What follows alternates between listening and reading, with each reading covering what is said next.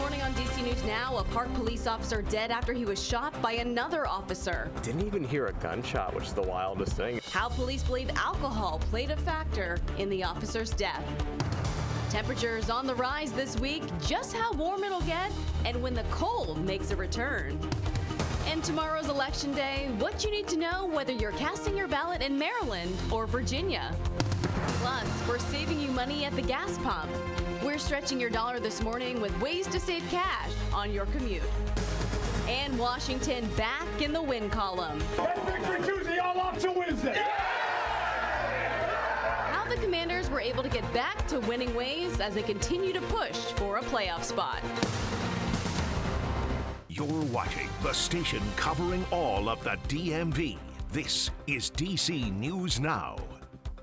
Good morning. It is 7 o'clock right now on a Monday morning. Starting off with a live look outside. Beautiful start to our day, and it's not going to be a bad day ahead. But we do want to say thanks for starting your day with us here on DC News Now. I'm Tanaya Wright. Yeah, good morning, Jim. Corey James. Lex is in for Shanika this morning, tracking the roads. She'll have more of that in just a moment. But Jackie is monitoring the forecast and the conditions out there. How are they looking? Yeah, not too bad out there this morning. As you could see from that live shot over the Washington Monument, it looked pretty nice out there. We're going to be just seeing a few clouds strolling on by, but overall a nice, bright, sunny day for your Monday, allowing these temperatures to warm up later on. But currently, we're starting off in the 30s and 40s for most of the area. We are upper 40s, though, in D.C., starting off at 50 right now for Annapolis and Lexington Park. We're low 40s in Fredericksburg. We're seeing a lot of those 30s, though. Much of the I-81 corridor is included in the 30s and along and north and west of there as well. Upper 30s, we just dropped into the upper 30s not too long ago in Hagerstown. Light breeze mainly out of the north, but that wind will shift to mainly out of the south-southeast later on this afternoon, allowing those temperatures to also get a bit of a boost as well. So for the school day forecast out there today, by recess, we should see those temperatures in the mid-50s, and we're talking those mid to upper 60s later on today, a little bit after that last bell. And for any of those after-school plans, it's looking quite nice out there today. Tomorrow, back in the 70s, 60s as we get towards Wednesday, but tomorrow's not the only day in the 70s this week. More details, and we'll see that again coming up. Alexis here at the all-important look at those roadways. How's traffic this morning?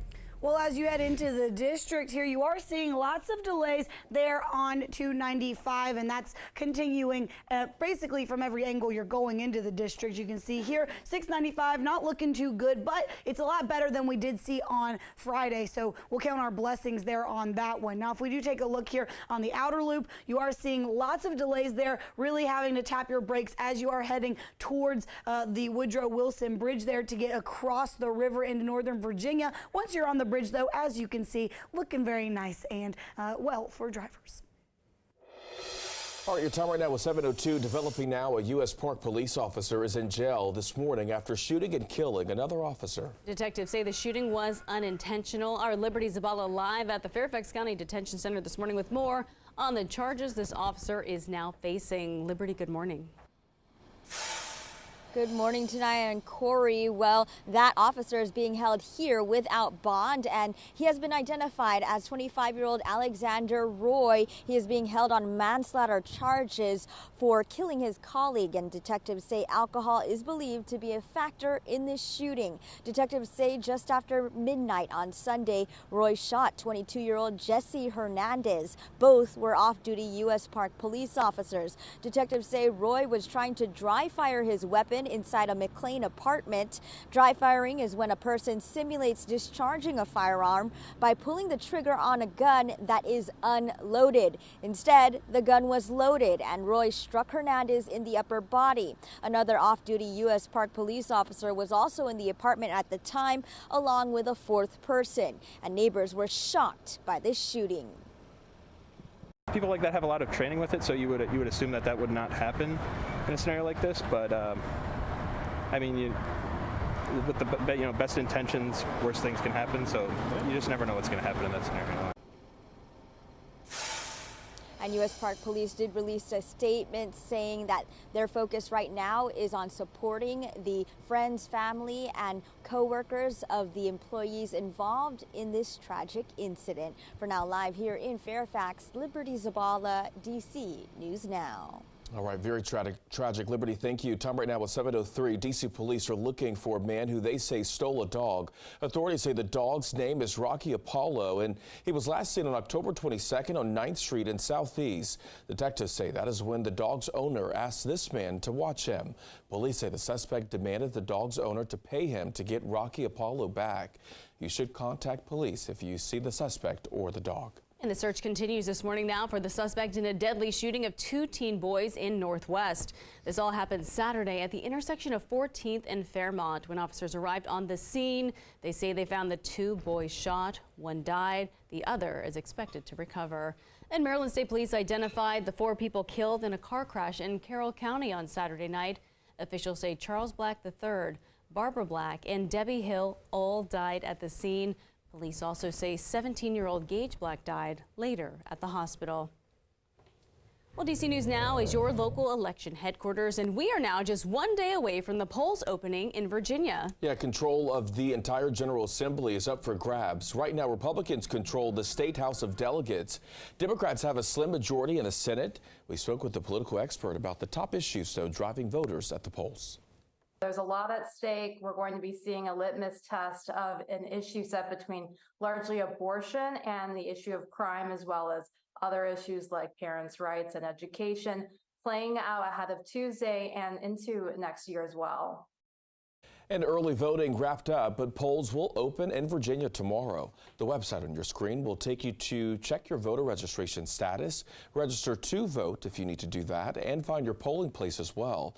Keep in mind, mail-in ballots must be postmarked no later than tomorrow. And in Montgomery County, people in Rockville can cast their vote on 4 advisory referendums, and that will be tomorrow. City officials say these questions will allow voters to express preferences, but the outcomes will not result in a law change. Those questions are about lowering the voting age in the city elections to 16, allowing non-U.S. citizens to vote in city elections, setting new term limits for mayor and city council members, and electing some or all of the 6 council members by representative districts. Rockville voters will also cast their ballots for the next mayor and city council members tomorrow. Now in Gaithersburg, residents are voting on 3 vacant city council member spots. The polls open at 7 a.m. and stay open until 8 p.m. The Loudoun County Sheriff's Office is trying to fight a recent trend in opioid overdoses at one of the county's high schools. Now, the Sheriff's Office held a presentation Saturday at Parkview High School to teach people about the dangers of fentanyl.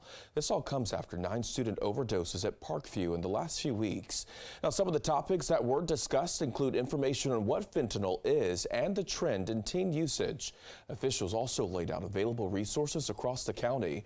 They also highlighted the importance of opioid overdose reversal training, including how to administer Narcan. If you or someone you know is in need of assistance for substance abuse, you can contact the National Hotline for Substance Abuse and Mental Health at 1-800-662-4357. The Loudoun County Sheriff's Office is taking new action, hoping to solve a 50-year-old cold case murder. Last month, deputies pulled out the body of a woman who was shot multiple times back in May of 1973. Now, the woman's name is not known, but it is believed she was in her early to mid-20s. Her body was found in Purcellville near the intersection of Foundry Road and Taylor Road when she was murdered. The Sheriff's Office hopes by testing her DNA that they will be able to find her family as the first step in bringing resolution to this case. And in the district, a top official facing domestic violence charges. Now, according to a police report, Christopher Rodriguez, the assistant city administrator to Mayor Bowser, pushed a woman to the ground at his home. He was arrested on Thursday. He is the second high-ranking member of the mayor's administration to be accused of assault. Last fall, former Deputy Mayor Christopher Geldart was accused of grabbing someone by the neck outside of a gym in Virginia. Those charges were later dropped, but over the summer, another former Deputy Mayor, John Felchicchio, resigned after being accused of sexual harassment. And D.C. leaders are working to make a difference in the lives of children and their grandparents. And there are 3 new bills, leaders say, are a holistic approach to taking care of children in D.C. The first bill repeals a current law, which is the Religious exception to DC's definition of child neglect. The law says any child under treatment through prayer cannot be found to be neglected. That means DC cannot take legal custody of a sick or dying child to make sure they survive. Council members are also pushing to repeal that religious exception. The second bill makes changes to the income requirements for close relatives to take care of a child and get subsidy payments. It changes the income under 300% instead of 200%. And the third bill will extend the time frame for completing abuse and neglect investigations from 30 to 45 days. The Washington Commanders back in the win column. They broke out of a 2-game skid with a 2017 victory over the Patriots. Now, it was a scrappy win for the team, though. They were down at halftime following a red zone interception from quarterback Sam Howell.